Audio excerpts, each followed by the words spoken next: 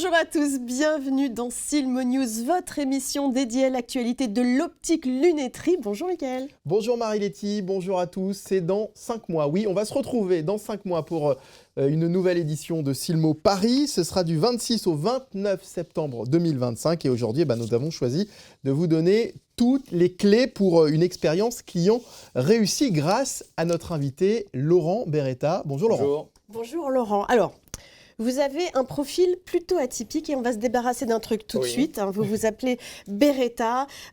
Vous êtes une arme redoutable. Merci, c'est possible. On vous l'a jamais faite, je suis sûre, celle-ci. Un petit peu. Si. Famille éloignée, on va dire. On va expliquer un peu votre profil. Donc, 20 ans d'expérience dans le secteur du luxe. Vous aidez de nombreuses marques prestigieuses à repenser leurs relations clients et à les guider vers une expérience client réussie. Je l'espère. Oui. Et alors, ce n'est pas tout, et alors ça, j'adore, vous êtes aussi illusionniste. Exactement. Laurent, illusionniste, mentaliste, on vous a d'ailleurs vu dans plein d'émissions de télé, de divertissement en France. Comment ces deux métiers, apparemment très différents, se rejoignent-ils pour une meilleure expérience client ? Très bonne question. En fait, c'est lié à mon parcours. J'ai un parcours donc atypique, mais j'ai commencé par des études très sérieuses dans le monde de la finance. J'ai fait un MBA à Boston, donc spécialisation Corporate Finance, Risk Management, donc des trucs… très loin très loin, du métier d'illusionniste. Mais quand même du marketing international. Et dès le départ, avoir les pieds aux États-Unis m'a donné cette vision de la relation client qui était très développée déjà en amont chez eux, bien avant nous. Et les liens se sont faits assez rapidement. Donc, après mes études, moi j'ai lancé mon entreprise il y a 26 ans à Paris. Mais j'ai commencé directement à travailler pour des marques et dans le cadre d'événements pour mettre en avant un produit, un service, une personnalité, donc de mettre en scène l'ADN d'une marque. Et au fur et à mesure de mes prestations, j'ai fait des liens assez naturels entre ce que j'avais appris en école de commerce et ce que je faisais en tant qu'illusionniste dans le cadre d'un événement, puisque moi, mon but, c'est de créer une expérience différenciante, de créer un effet waouh, justement. Et fondamentalement, je suis intéressé à qu'est-ce que c'est que l'effet waouh, mais j'ai décortiqué en termes de marketing et de neuromarketing. Et les liens sont faits très rapidement. J'ai fait quelques découvertes, je pense, assez significatives en creusant plus les neurosciences. Et maintenant, j'ai élaboré un modèle qui, je pense, est viable et qui est applicable à toutes sortes de business, en B2B et en B2C. Alors, qu'est-ce que c'est justement ? C'est pas que du divertissement, c'est très pointu. Non. Mais c'est quoi l'effet waouh, justement ? Alors, l'effet waouh, c'est quoi ? C'est quand tout d'un coup, on est dans une expérience quelle qu'elle soit, on se dit mais il y a quelque chose en plus que je n'attendais pas. Ou cette expérience, elle me correspond vraiment, ça me touche en plein cœur. Ou cette expérience, il y a quelque chose qui me la rend vraiment agréable, je me laisse bercer, je me laisse emporter. Là, je vous ai donné 3 paramètres qui correspondent à 3 émotions, qui sont pour moi les paramètres clés d'un effet waouh, c'est-à-dire la surprise. Il y a plus que ce que j'attendais, il y a une attente qui était dépassée. Ensuite, quelque chose qui me correspond, qui me parle, qui est dans mon univers, qui est dans ma personnalité, donc qui m'intéresse, qui est en empathie avec moi. Et la troisième chose, c'est la fluidité. Je me laisse porter, bercer par l'expérience. Je n'ai pas à fournir d'efforts. Je suis embarqué, je lâche du lest, je me sens bien. Et donc on est sur 3 émotions, la surprise, l'intérêt / empathie, ça m'intéresse, on s'intéresse à moi. Et la satisfaction. Et la joie, c'est tout va bien, tout est fluide, je ne me pose pas de questions. Et un effet de magie, c'est ça vous surprend, ça vous plonge dans un univers qui est intéressant, ou qui veut l'être. Quand je m'enseigne un univers de marque, l'univers est fondamentalement intéressant. Et ensuite, un effet de magie, il est fluide, on se laisse emporter, on se laisse bercer, on se laisse accaparer par le discours et la gestuelle, comme par exemple quand je prends ce petit Twilly Silmo de soie, et qu'en l'espace d'une petite fraction de seconde, on peut faire apparaître une magnifique paire de lunettes. Wow. Et là, on fait waouh. Voilà, tu fais.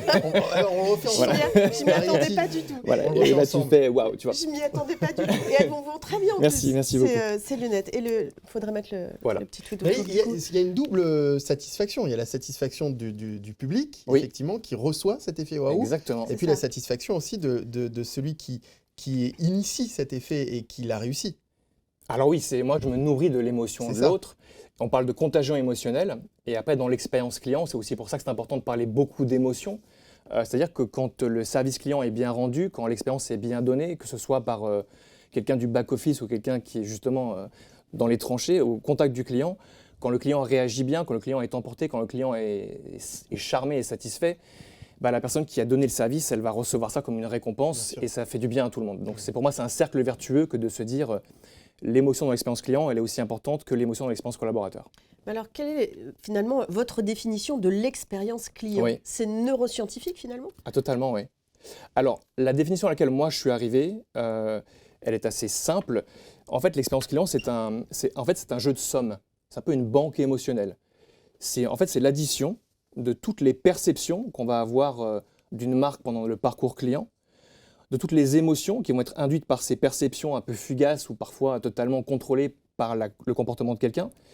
Et ces perceptions et ces émotions, elles vont s'emmagasiner dans la mémoire de quelqu'un et ensuite elles vont influencer ses décisions. Et la décision, c'est final, c'est binaire, c'est j'aime, j'aime pas, je fais confiance, je fais pas confiance, j'achète, je n'achète pas. Donc c'est la somme de toutes les perceptions ou toutes les émotions qui vont créer un ressenti final global par rapport à vous qui représentez la marque ou par rapport à la marque au sens large.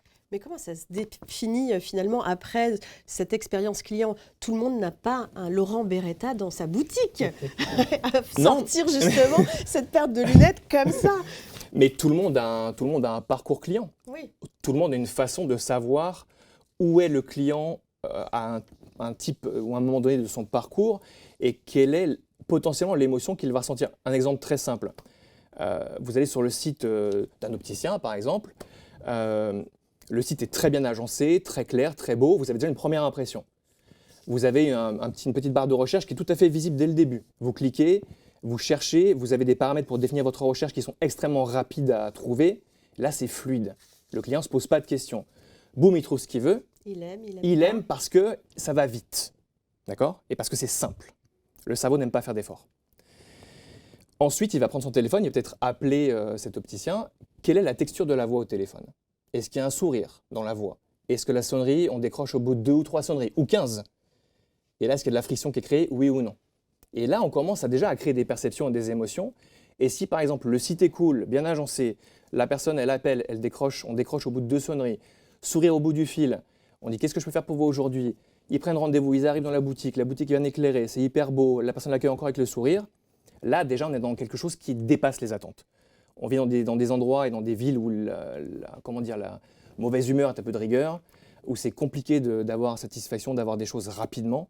Et donc, quand tout va bien, quand tout se passe vite et qu'on est bien accueilli, déjà là, on dépasse les attentes qu'un client attend, pour moi, dans n'importe quel business ou service, qui est oh, « je vais encore attendre, ah, je vais galérer à trouver, ah, je ne vais pas trouver ce que je veux ». On est un petit peu conditionné pour ça. Déjà, ça met dans une situation inconfortable. Mais quand ça se passe bien, là, déjà, pour moi, il y a plein de petits détails qui vont pouvoir créer cet effet waouh, qui est oh, « je ne m'attendais pas à ce que ça aille aussi vite, ah, je ne m'attendais pas à ce que les gens soient aussi sympas ».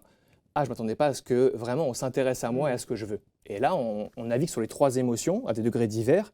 Et quand les 3 émotions sont de plus en plus puissantes, bah là, on va créer un effet waouh. C'est ce qu'on appelle la première bonne impression. Exactement, qui est super importante parce qu'elle va conditionner tout le reste des autres et la mémoire en particulier. C'est un secteur qui est extrêmement concurrentiel. Ouais. Ça veut dire que ce travail sur l'expérience client, il va permettre à l'opticien de se différencier, de fidéliser sa clientèle? Bien sûr. Pour moi, c'est une bataille stratégique qui est menée par toutes les marques, qu'on soit dans le secteur bancaire ou dans le secteur du luxe. Avec l'uniformisation des services et des produits par la technologie, la digitalisation, qu'est-ce qui va différencier une marque d'une autre? À technicité égale, une paire de lunettes, des verres progressifs, des lunettes solaires, elles ont toutes les mêmes verres, elles ont toutes les mêmes propriétés, mais qu'est-ce qui fait qu'on va aller chez un opticien plutôt qu'un autre? Ouais. Qu'est-ce qui fait qu'on va sélectionner un supplier, un fournisseur plutôt qu'un autre? On vend tous les mêmes choses. Alors oui, il faut faire des bons produits, il faut vendre les bonnes choses, il faut déjà… qui correspondent à la demande du client. Il faut avoir la qualité. Maintenant qu'on a la qualité, où est l'expérience? Où est le facteur différenciant qui fait que ma mémoire va être impactée émotionnellement et donc va me permettre de décider si je reviens vers cette personne ou si à technicité et services égaux, j'ai plus d'émotions avec lui ou avec elle. Et généralement, la balance se fait vers là où il y a le plus d'émotions. Parce que ça influence la façon dont on décide. Alors concrètement, quels seraient les conseils qu'on pourrait donner, par exemple, aux opticiens qui sont en train de nous regarder? Est-ce qu'on doit leur apprendre à faire un tour de magie comme vous venez de faire? Ou c'est plus… Parce que vous ne révélez pas vos tours. Non, je ne révèle pas. Non, alors dans le cadre d'une conférence, je le fais. Ah bon? Oui, je le fais. Je révèle un tour. C'est interdit dans le code du magicien. Là, je révèle une manipulation, on va dire, de la dextérité, mais je montre le travail que ça implique en termes de conscience de la perception de l'autre. Comment l'autre perçoit ce que je fais. Et en fait, l'expérience client à ce prix-là, c'est est-ce que je suis capable, à toutes les étapes de mon parcours client, de me dire, tiens, mon client ici, il va voir quoi? Basiquement, avec ses yeux, il voit quoi? Qu'est-ce qu'il entend? Quel discours je lui donne? Comment il est prononcé? Qu'est-ce qu'il pourrait interpréter de ce discours? J'aime, j'aime pas. C'est ça. Ça me correspond pas. La personne m'a écouté ou l'a pas écouté? Et là, ça va commencer à créer des émotions. Moi, je préfère que ça soit surprenant, que ça dépasse une attente, qu'on s'intéresse vraiment à la personne, empathie, et qu'on lui facilite la vie, joie. Ça, c'est les trois piliers qui vont après conditionner sa réponse finale. Donc, pas besoin de faire de magie. Il faut comprendre que la magie, elle va chercher ces trois émotions-là. Est-ce que moi, dans ma façon d'envisager tous mes points de contact avec le client, je me dis, est-ce que là, je vais aller plus loin que la concurrence? Est-ce que là, je vais vraiment être en empathie? On parle souvent de phase de découverte en vente et on dit, ouais, c'est trop long, on n'a pas le temps de poser des questions. Mais si, c'est hyper important. On doit poser au moins 20 questions à un client pour déjà qu'il se dise, tiens, c'est bizarre, quelqu'un m'écoute et me demande des choses sur moi et qu'est-ce que ces montures pourraient avoir comme impact sur ma vie pro ou perso? C'est ça la bienveillance. Mais bien sûr, mais parce qu'une fois qu'on a fait une phase de découverte qui est pour moi plus que la normale, on va dire, on rentre dans l'univers de l'autre et ce qu'on va relation. En fait, c'est ça que vous dites. Parce que ce qu'on va proposer après, ça correspondra vraiment à la personne. Mais si c'est que des réponses oui, non, ou qu'on se consacre juste, oui, vous avez combien comme budget? Alors j'ai ça comme lunettes. Voilà, on ne rentre pas dans même avec nos fournisseurs. Même avec nos fournisseurs, ils aiment vendre quoi? Quelles ont été leurs relations précédentes avec d'autres fournisseurs? Qu'est-ce qui leur a plu chez les fournisseurs avec qui ils ne sont plus ou qui ne leur a pas plu? Et si moi je suis un nouveau, j'ai envie de leur poser ces questions-là pour savoir ce que moi je dois faire pour qu'eux ils soient contents. Laurent Beretta, ce travail autour de l'expérience client, vous le proposez donc aux professionnels de la vente, que ce soit les professionnels de l'optique ou dans d'autres secteurs également. Ça veut dire que ce travail, selon vous, il pourrait aussi être proposé dans les écoles de commerce, dans les écoles de vente. Ah, je pense. Alors j'ai écrit un bouquin là-dessus justement, donc il va sortir à la rentrée. Ça veut dire qu'il y a un manque. Il y a un manque clairement dans cette approche-là n'est peut-être pas suffisamment abordée justement, que ce soit en école d'optique, que ce soit en école de commerce. Alors elle est abordée, mais elle est abordée avec des Key Performance Indicators, des KPIs, comme le NPS, le Net Promoter Score, qui sont des indicateurs de mesure de la satisfaction client, mais qui pour moi ne sont pas les seuls et ne devraient pas être les seuls. C'est un peu des grâles de l'expérience client. Je pense qu'on a un peu malmené justement les émotions, qui ont assez mauvaise presse, surtout en France, mais qui dans d'autres pays sont quand même beaucoup plus placées là où elles doivent être placées et mises en avant et surtout mesurées. Donc moi, je propose aussi des indicateurs assez simples pour qu'on puisse savoir ce qui se passe. C'est vrai ce que vous dites. En France, on a une approche particulière des émotions. C'est-à-dire les émotions, faut pas en parler, faut pas les montrer. Voilà, exactement, C'est pas dans le domaine justement dans le milieu professionnel, les émotions, on doit les mettre de côté. Exact. Et il y a un grand ponte de l'expérience client qui s'appelle Colin Shaw, qui est un chercheur et un écrivain anglais, qui a écrit une phrase et plusieurs livres, 7 ou 8 sur l'expérience client, qui avait dit « Les émotions sont au cœur de toutes les actions que nous menons, toutes les actions. On est motivé grâce aux émotions, on achète grâce aux émotions, on rentre en relation parce qu'il y a des émotions qui sont présentes ou non présentes. Et pendant des années, les entreprises les ont ignorées. » Ça, c'est son postulat de départ. Sauf 5 entreprises qui ont capitalisé sur les émotions. Lesquelles? Qui s'en servent. Je vous le donne en mille. Meta. Les Google et les GAFAM. Ce sont des entreprises qui s'adressent au cerveau primaire, qui ont bien compris qu'un cerveau voulait au XXIe siècle, et tous leurs produits et toute leur façon d'administrer leurs interfaces sont faites pour satisfaire des émotions basiques.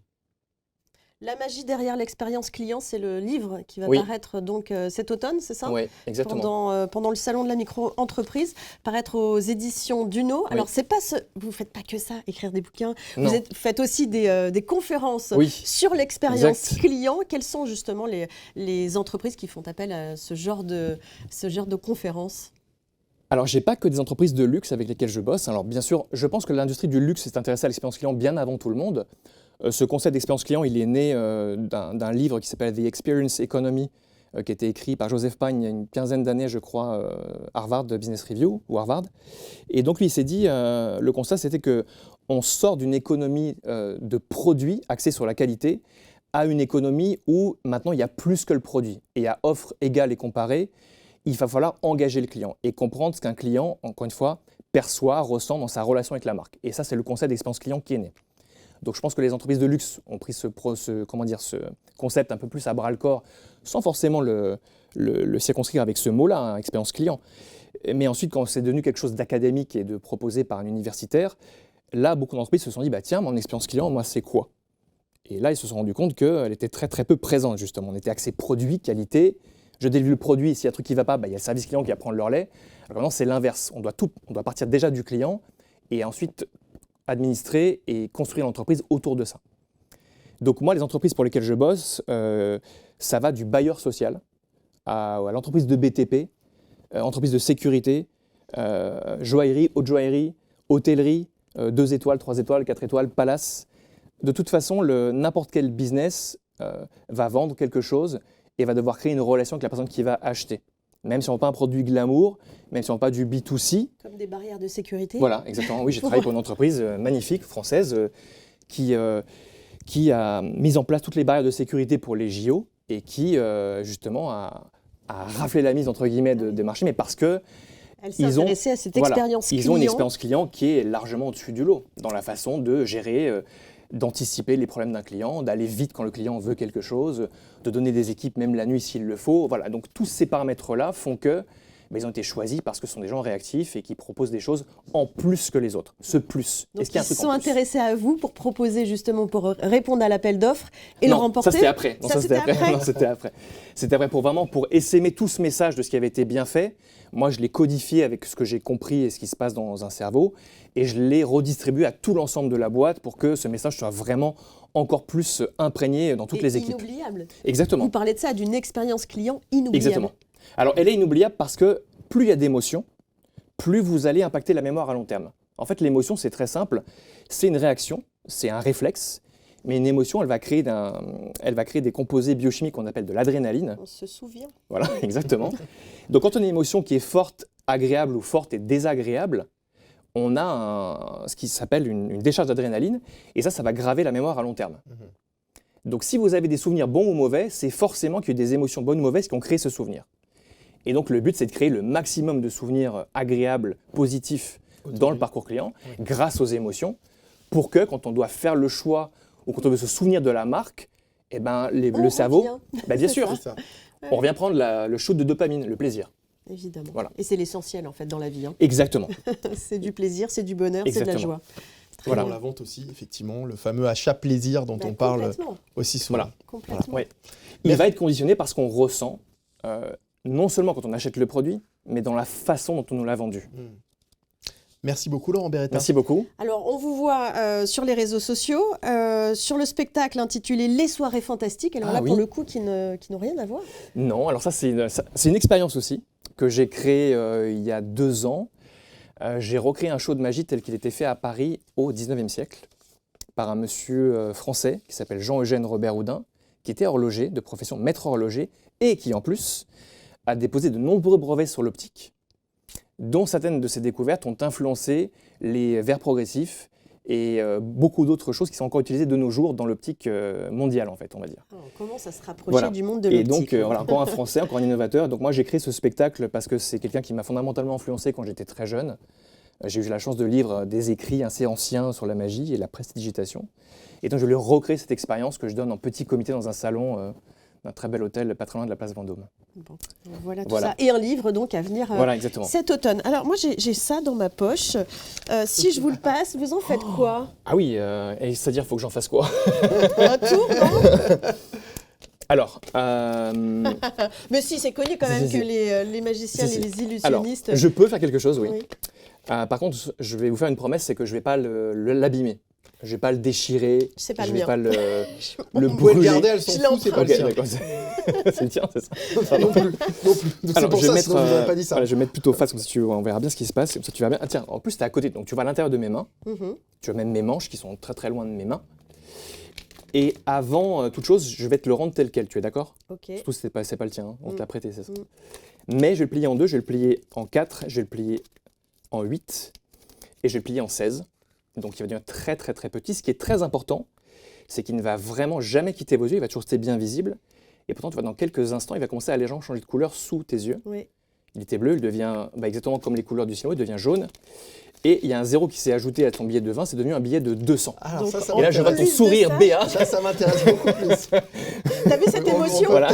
Émotion tout à fait L'émotion qu'on immédiate, reçoit, là, immédiate. On va vous c'est trouver fluide, une autre- il y a une la autre- joie. Exactement, c'est fluide. Et il y a- le souvenir, je me On rappelle n'y attend qu'effectivement, ce n'était pas un billet Moi, de je 20, vais c'était vous un billet. trouver une autre activité même, si vous Eh ben voulez. écoute, oui, avant je faisais de la finance, tu vois pourquoi j'ai arrêté. Ah, voilà. Mais si je le rendais comme ça, je serais un vrai magicien, d'accord? Mais avant, tu Ou vas un juste escroc. ou un escroc, tu vas le tenir comme ça à la lumière, voilà, et tu vas me dire si tu vois le filigrane ou tu sais, la petite barre en métal qui est à l'intérieur. Ici, oui, oui, je le À vois. l'intérieur, juste là. Tu vois, Oui. à l'intérieur, voilà. Il y a une petite gravure à l'intérieur, n'est-ce pas? Oui, Sous tes doigts, il y a l'hologramme. oui. Ça veut dire que c'est un vrai, voilà. Tiens mon poignet ici. Avec l'autre main, tiens l'autre poignet. Voilà, comme ça, tu es sûr que mes poignets et mes manches ne vont pas entrer en ligne de compte. Je vais le replier une dernière fois, je vais le mettre face comme ça, tu verras bien ce qui se passe. Oui, Tu verras bien aussi que je ne le cache jamais avec Oui. mes doigts. d'accord. Il va toujours rester bien visible et pourtant, dans quelques secondes, Oh. il va reprendre sa couleur initiale. C'est la fin d'un rêve, je vais le déplier jusqu'au dernier pli, mais c'est le début de l'honnêteté, c'est pour ça que je te le rends, c'est ton billet de 20. Oh là là, des deux Laurent, côtés. mais non. Et il est où l'autre? Ah, il est disparu, il n'a jamais existé. Extraordinaire, merci beaucoup. Merci à vous. Merci Laurent. Bon, Merci je le beaucoup. remets quand même dans ma poche, même si il n'est pas à moi. On a compris. Merci Laurent. Merci. À bientôt. Notre forme Merci. d'escroquerie aussi. Voilà. Oui, mais ça va, c'est léger.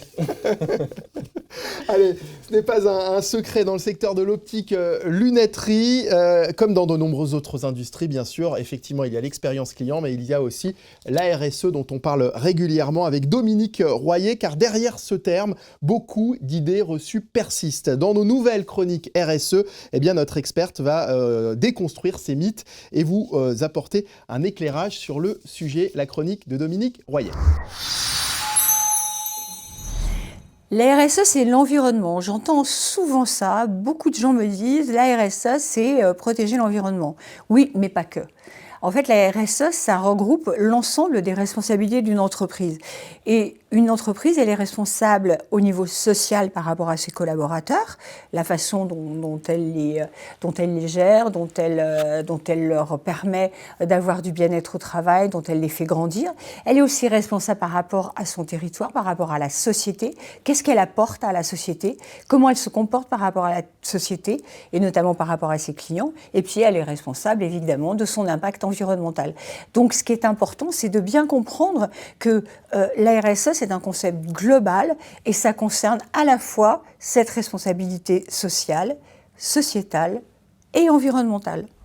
Merci Dominique Royer pour nous avoir aiguillés sur ces idées reçues sur la RSE. Vous pouvez retrouver toutes les fiches pratiques ainsi que ces idées reçues, ces capsules de Dominique Royer sur le site silmoparis.com ainsi que nos podcasts qui vous guideront vers tout cet univers.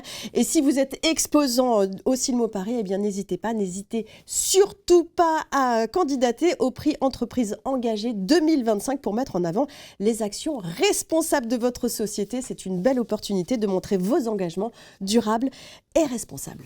Et à propos de rendez-vous à venir, notez quelques dates, celle du showroom Silmo de Barcelone. Ce sera le 5 mai, un événement unique entre culture, business, convivialité et inspiration. Silmo Showroom Barcelone vous invite à découvrir de manière privilégiée les collections et les marques. Ce sera donc le 5 mai de 10h à 20h à l'Estacio de França. T'as vu, c'est pas si simple, évident à dire. Pourtant, j'ai fait espagnol en LV3.